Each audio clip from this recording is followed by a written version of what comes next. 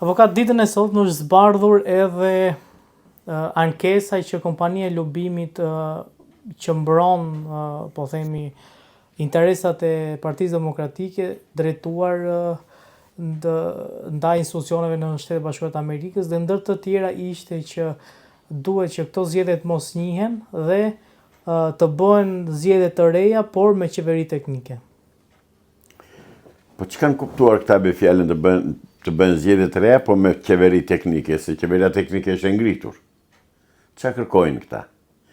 Këta kërkojnë zotëri që të bëjnë një qeveri prap një mix personash të tyre, të trazojnë, të qarkullojnë, të rivën në pushtet njerëz të tyre, njerëz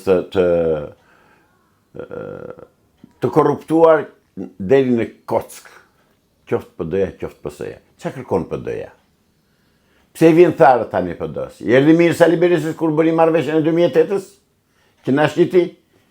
I erdhi mirë kur bëri marrëveshje edhe para 3-4 ditësh që bëri prap para votime, para zgjedhjeve me Edi Ramën, me këtë tallet ai.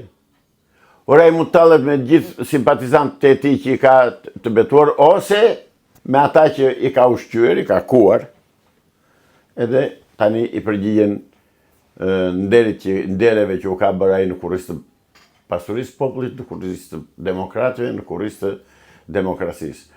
Po zgjedhjet e reja, ashtu qeveri teknike, çka kërkojnë ata?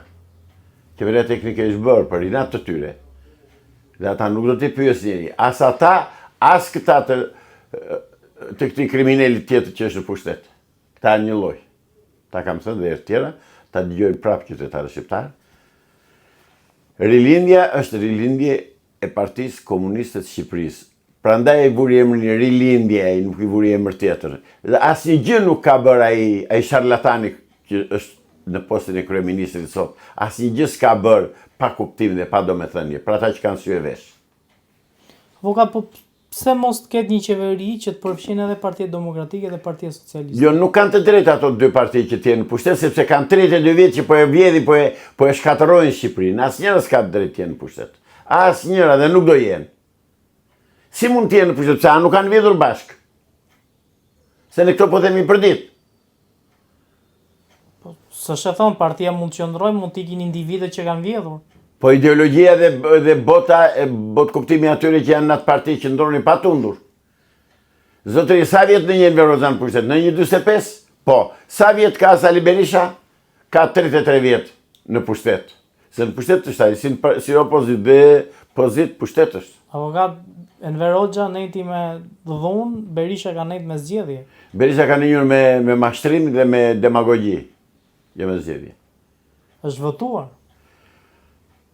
Kanë darë votat si pas marrëveshjeve që kanë bërë. Qytetari shqiptar nuk ka votuar që Sali Berisha të betet i përjetshëm në pushtet. Se nuk është më parti demokratike, nuk është më demokratike. Është një parti komuniste, diktatoriale, siç ka pasur traditën. S'ka bërë asnjë gjë më pak dhe më ndryshe nga Enver Hoxha Sali Berisha. Urdo, pse nuk dorëzon pushtetin? Humbi. E kanë në statut që kush u bet, Berisha thotë që nuk kam humbur, mi kanë vjedhur. Po kur ka thënë ai kam humbur? Më gjëra gjatë 32 vjetëve. Pse ja kanë vjedhur, po të dalin po ja kanë vjedhur, të qërohet, se që zoti ti mbroj. E njëjta gjë është. Ti kjo re. Avokat, demokracisë është që ti të mbrosh votën. Është që ti të bindesh qytetarin të votoj ty. Pastaj me mbroj votën me dhunë. Po ti pse je? Jo pse je ti? Çfarë ruan? Po nuk kam policë. Largohu kur të vjedhin votat. Dhe pse ti vjedh ai ty e s'ja vjedh ti atij, a? Ka që thjesht është. Jo, nuk kanë vjedhur gjë. Nuk të vodhe gjë Sali Berisha, jo, nuk të vodhe gjë. Jo, nuk të votuam neve ty. Ne demokratët, ne të djathtë shqiptar, ne konservatorët shqiptar, ne advetarët shqiptar, nuk të votuam ty, sepse ti ke bërë deri më sot politikën e Beogradit sipas urdhrave që ke marrë nga Miloševićit edhe Vučićit e Beogradit. Nuk ke votuar, nuk ke përpjekur ti për shqiptar dhe për popullin shqiptar. Nuk është e vërtet. Ti popullin shqiptar e ke grabitur në mënyrë permanente. Çfarë ndodh nëse kompania e lobimit arrin që të bind Shtetet e Bashkuara të Amerikës që dalin me një deklaratë dhe thonë ne zgjedhjet nuk i njohim dhe përsëriten zgjedhjet dhe do krijohet qeveria teknike që të jetë pjesë edhe PS-ja edhe PD-ja. Në një pyetje janë 4-5 kërkesa të tuat. Do ta fillojmë nga e para. Nga e para. Shtetet e Bashkuara të Amerikës se kundërshef ka 10 ditë janë për zgjedhje dhe nuk shprehet. Pra nuk i ka njohur dhe nuk do t'i njoh. Kjo është e pa diskutueshme. Që shkon për shtat Partisë Demokratike, që nuk njihen zgjedhjet apo jo? Jo, nuk i shkon për shtat dalë se ka vazhdim biseda. Shtetet e Bashkuara të Amerikës nëpërmjet zëdhënësit të tyre këtu, misionarit të tyre janë shprehur.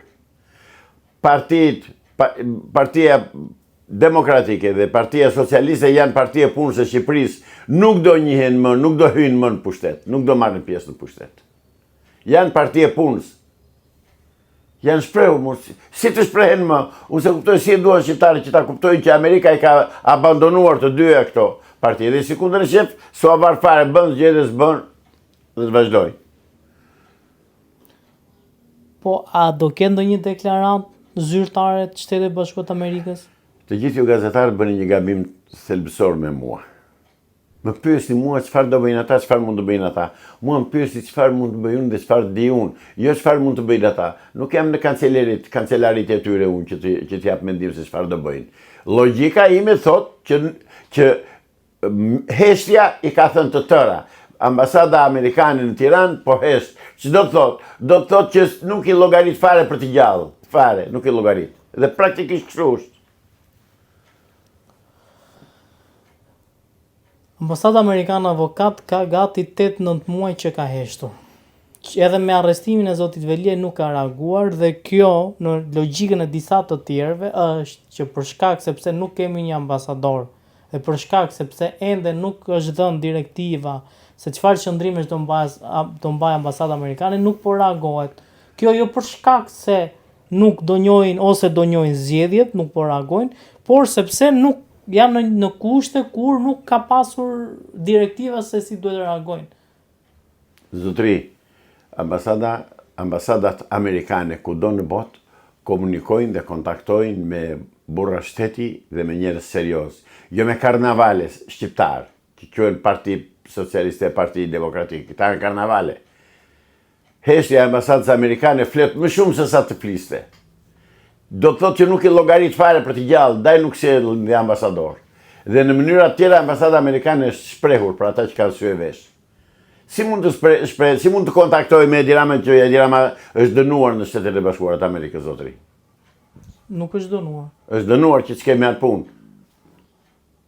Është dënuar si, me burg, me... Zotri, është i dënuar në Shtetet e Bashkuara të Amerikës. Kaq diu t'u them. Pyesni, interesoni në internet dhe shikoni se do ta gjeni.